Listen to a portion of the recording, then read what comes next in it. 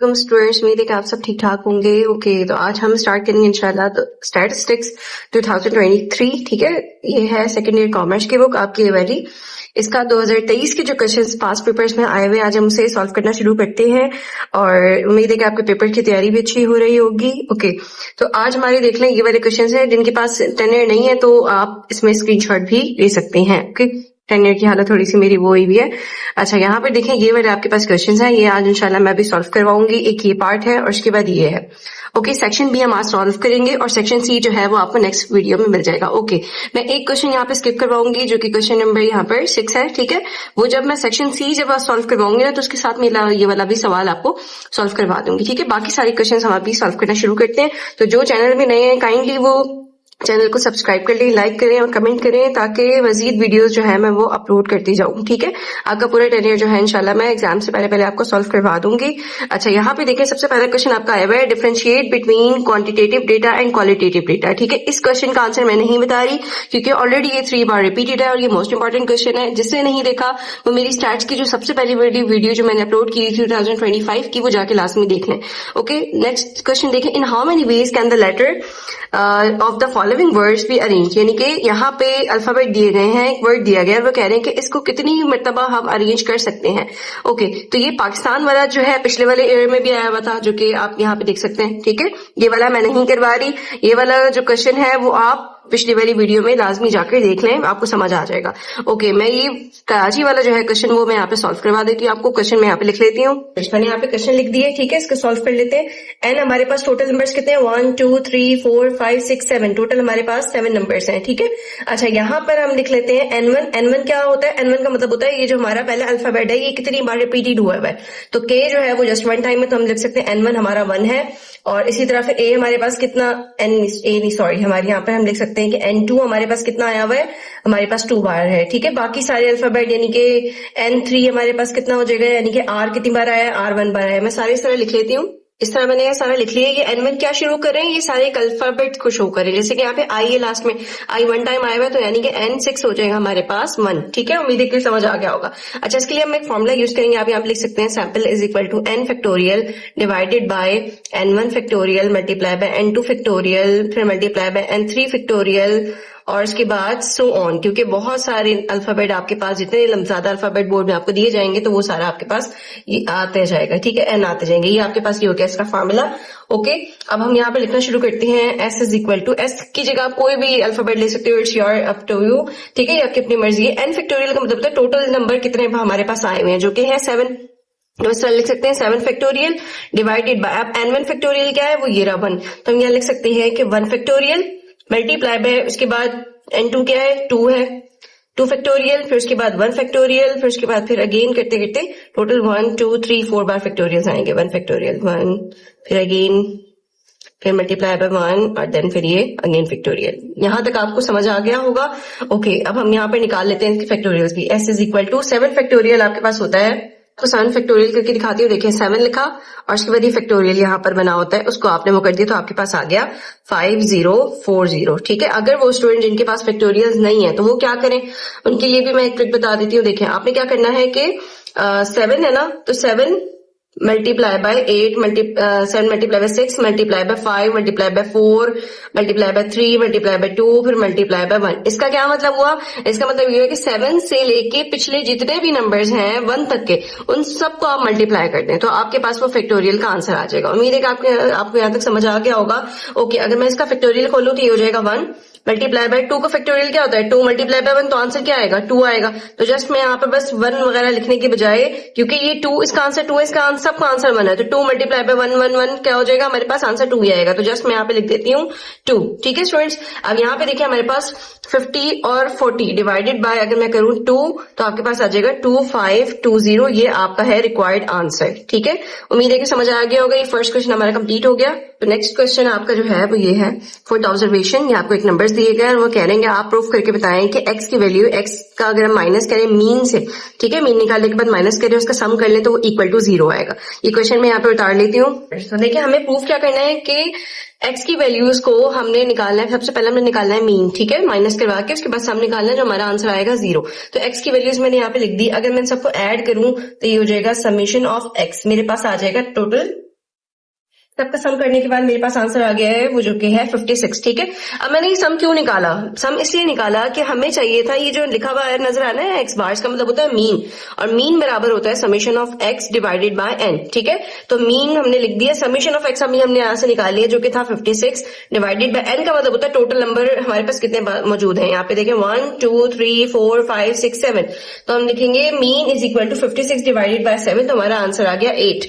तो ये हमने यहाँ पर मीन निकाल दिया, ठीक है। अब यहाँ पे एक्स की वैल्यू तो हमारे पास ये गिवन है सारी, और ये हमारे पास गिवन नहीं था जो कि हमने यहाँ से मीन निकाल दिया, ठीक है। तो अब हम लिख सकते हैं कि यहाँ पर x माइनस 8, अब हम इसके मुताबिक यहाँ पे सॉल्व करेंगे। x माइनस 8 यानी कि अगर हम 2 में से माइनस कर दें 8 को तो हमारे पास आ जाएगा आंसर माइनस का 6, ठीक है। इसी तरह 4 को माइनस कर दें 8 से तो आपके पास आ जाएगा माइनस का 4। इसी तरह 6 माइनस 8 माइनस 2, फिर उसके बाद 0, फिर उसके बाद 2, 10 में से 8 गया 2 बचा, फिर 12 में से 8 गया तो हमारे पास 4 बचा और देन 6 बचा, ठीक है। यहाँ तक उम्मीद है कि आप लोगों को समझ आ गया होगा।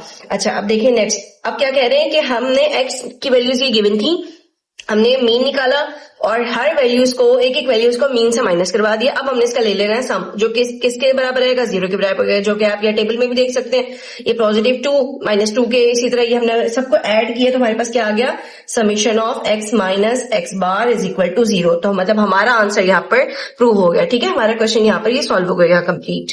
अब हम बढ़ते हैं थर्ड क्वेश्चन की तरफ, जो कि ये कह रहे हैं कि आपने क्या करना है, प्राइस रिलेटिव निकालना है और 2000 को एज अ बेस ईयर लेना है, ठीक है। प्राइस रिलेटिव का मतलब होता है कि हर साल जो ईयर बढ़ते चले जा रहे हैं तो आपने पिछले वाले साल से उसका कंपैरिजन करवाना है, यानी कि जो प्राइस देखें केजी के हिसाब से यहाँ पे दी हुई है, देखें 30 प्राइस है 2000 में, तो आप देखिए उसके बाद 2006 में 36 हो गई, तो आपने दोनों के दरमियान कंपैरिजन करवाना है कि इस साल में इतनी प्राइस थी तो इस साल में इतनी होगी, तो कितना % चेंज आपको देखने को मिला है इसमें, ठीक है। तो ये मैं यहाँ पे सवाल उतार लेती हूँ, ठीक है। मैंने जो है ये वाले बुक के मुताबिक ये जो आपका क्वेश्चन था वो सारा मैंने यहाँ पर लिख दिया है। अब ये हमें कह रहे हैं कि आप क्या करें, प्राइस रिलेटिव निकाल के बताएं, ठीक है। प्राइस रिलेटिव का फॉर्मूला मैं यहाँ पे लिख देती हूँ। प्राइस रिलेटिव का फॉर्मूला होता है PR, जस्ट मैं मेंशन कर देती हूँ, PR प्राइस रिलेटिव बराबर होता है price in current year, price in current year.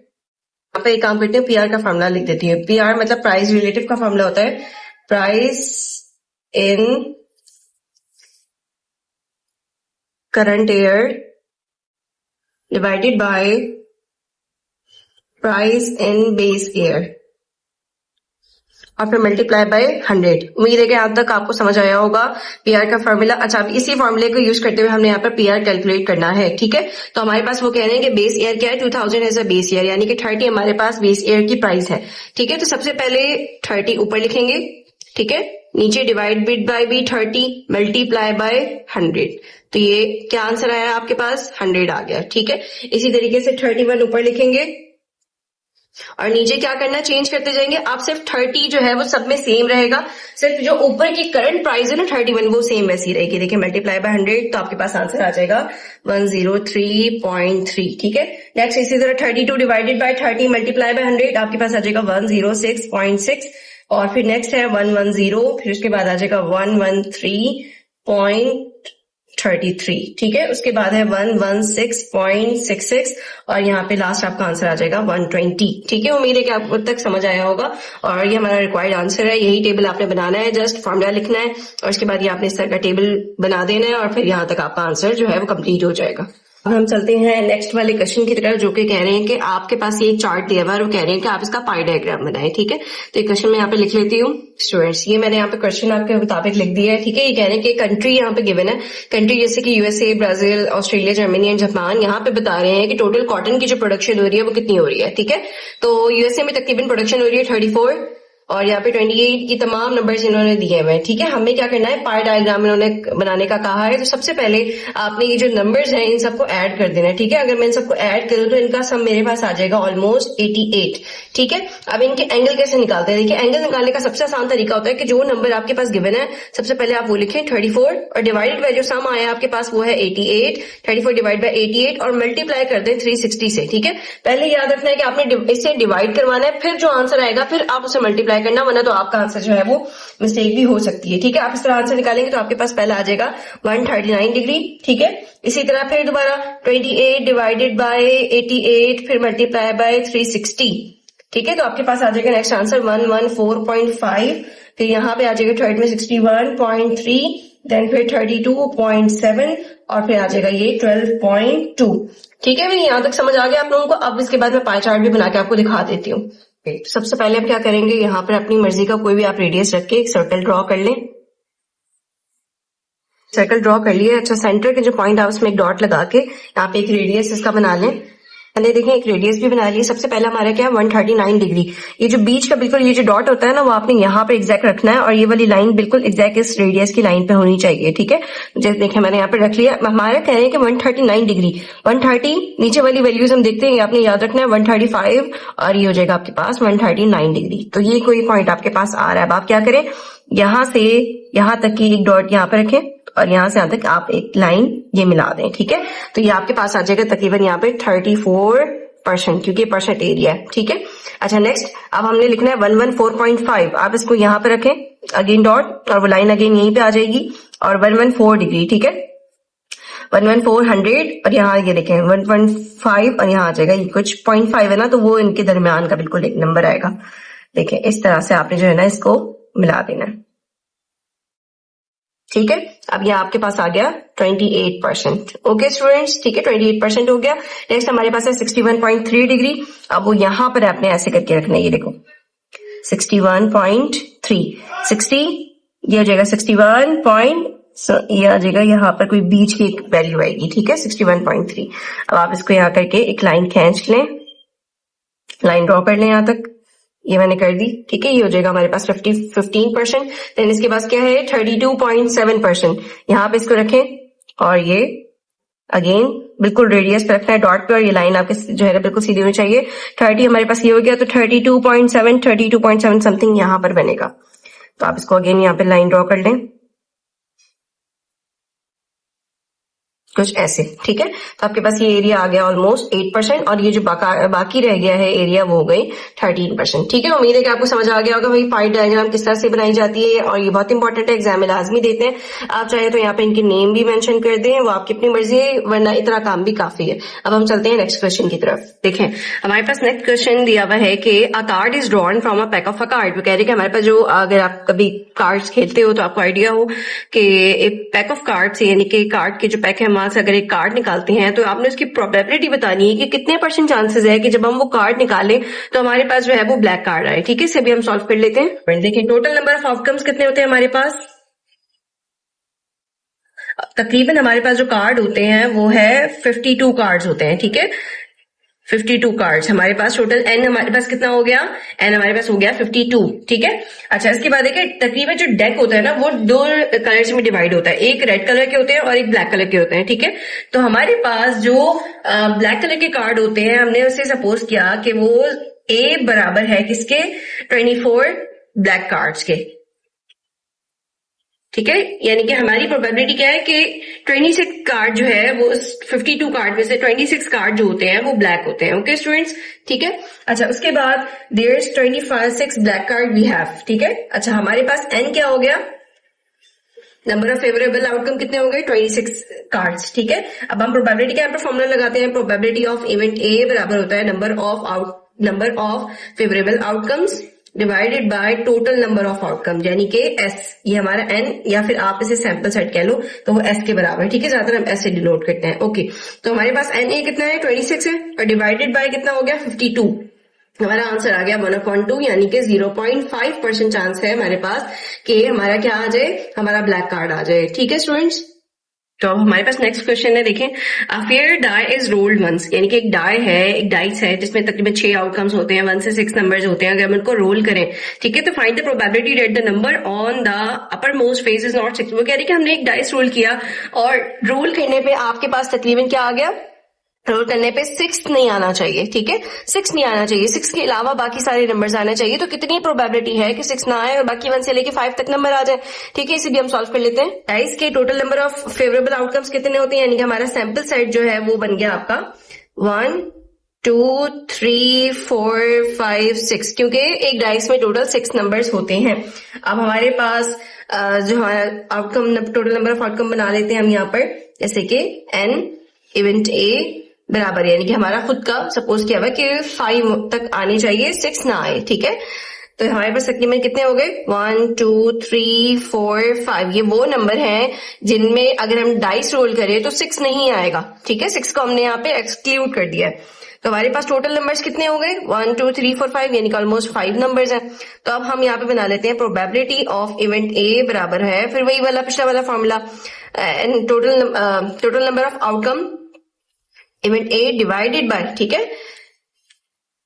अच्छा, इसके बाद क्या है, एन, और फिर यहां आ जाएगा एस, फेवरेबल आउटकम और divided by total number of outcome. वो नीचे है, टोटल हमारे पास कितने नंबर्स हैं, वो है 6, जो कि हमेशा नीचे लिखा जाता है, ठीक है। और उसमें से जो हमें कहा जाता है कि आप इस तरह सॉल्व करें, ठीक है, तो जो नंबर हमारे पास आता है वो हम ऊपर लिखते हैं, यानी कि 5 डिवाइडेड बाय 6। अगर आप इसे डिवाइड करें तो आपका आंसर आ जाएगा 0.83 और समथिंग आगे नंबर्स आ जाएंगे, ठीक है। तो यही हमारा रिक्वायर्ड आंसर है, और उम्मीद है कि वीडियो आपको समझ में आ गई होगी और पसंद आई होगी, और आगे भी अपने इसी तरह सपोर्ट करना है। अभी हमने जो है यहां तक के क्वेश्चन सॉल्व कर लिए ऑलमोस्ट। सेक्शन सी और एक क्वेश्चन रहता है, वो नेक्स्ट वीडियो में इंशाल्लाह आपको मिल जाएगा। आपने चैनल को लाजमी सब्सक्राइब करना है और बहुत सपोर्ट करना है, ताकि फिर मजीद आगे वाली वीडियोस जो है आप तक पहुंचे। बेल आइकन को लाजमी प्रेस करना है। Thank you so much, Allah Hafiz.